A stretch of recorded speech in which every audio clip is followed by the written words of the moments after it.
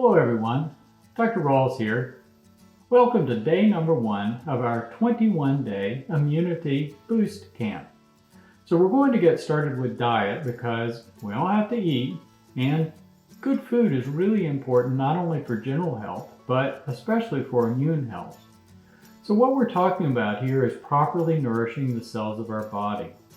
Our body is made up of trillions of cells, and the health of our body is a direct reflection of the health of our cells. Our cellular health is very dependent on what we eat and how well cells are nourished. But we all get caught in that trap of doing what's easy, picking up fast food, picking up packaged food from the grocery store that's loaded with bad carbohydrates and refined fats that really aren't good for our cells.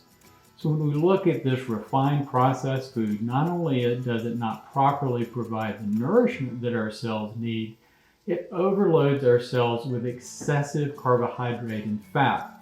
That causes cells to generate excessive free radicals, and it burns out cells faster.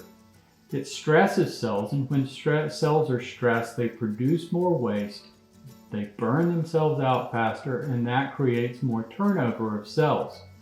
That puts an extra load on the immune system. One of the immune system's big responsibilities is cleaning up debris and eradicating or taking out old dead cells.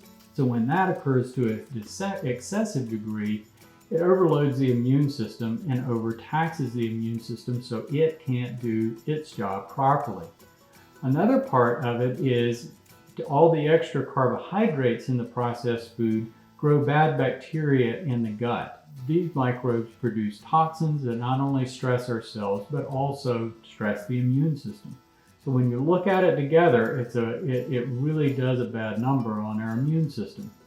Eating well is one of the best ways that you can boost your immune system and stay healthy. So when it comes to making that step from moving away from those processed foods toward a healthy diet, it is gradual. So we're going to help you step by step so you can be in a better place by the time you finish this Immunity Boost Camp. When it comes to diet, healthy diet, I have 3 basic guidelines. The first one is eat whole foods, fresh foods, foods that look like real food, what I call living food. When I go to the grocery store, my first stop is the produce aisle. And I try to fill up my cart with about 80% foods that don't have labels, that are fresh whole foods. And you can't buy everything that way, but the more that I can get that way, then I'm already taking a huge step toward betterment of my health, because if that's what I have around my house, that's what I'm going to eat. Number 2 is try to eat more vegetables than anything else. Vegetables provide the nutrients that your cells need in the right ratios, in the right quantities, the right amount of carbohydrate. So if you can make your diet at least half vegetables, you're going to take a huge step toward keeping your cells healthy and keeping your immune system healthy. Now granted, a raw stick of broccoli isn't that appetizing, so I'm not talking about just sitting and eating vegetables all day. But when you combine vegetables with other foods, like in a Thai dish, where you're adding coconut milk and spices and other kinds of things that bring out the flavor of the vegetables, then you're accomplishing your goal and you're enjoying your diet at the same time. So when I get up in the morning, my target is by the end of the day to have eaten more vegetables than anything else. Number 3 on the list is not eating any more calories than you really need to survive for that day. Now this is a tough one because our brain is programmed for us to eat everything that we can eat whenever it's available. And we're living in a time when food is just available all the time. So that's a real problem.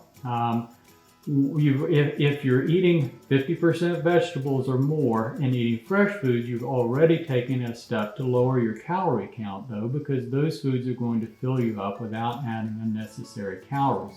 But another thing you can do is a concept called intermittent fasting, shortening your eating window.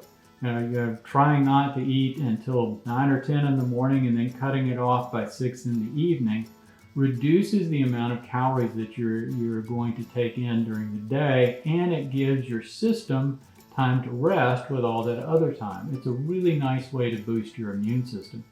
Another thing is mindful eating, which is eating more slowly and chewing your food. If you're doing that, then you are automatically reducing you're reducing the calories that you're taking in, because your stomach is catching up with your appetite. So if you're eating more slowly, you'll eat less food, you'll be satiated sooner, and you won't consume as many calories.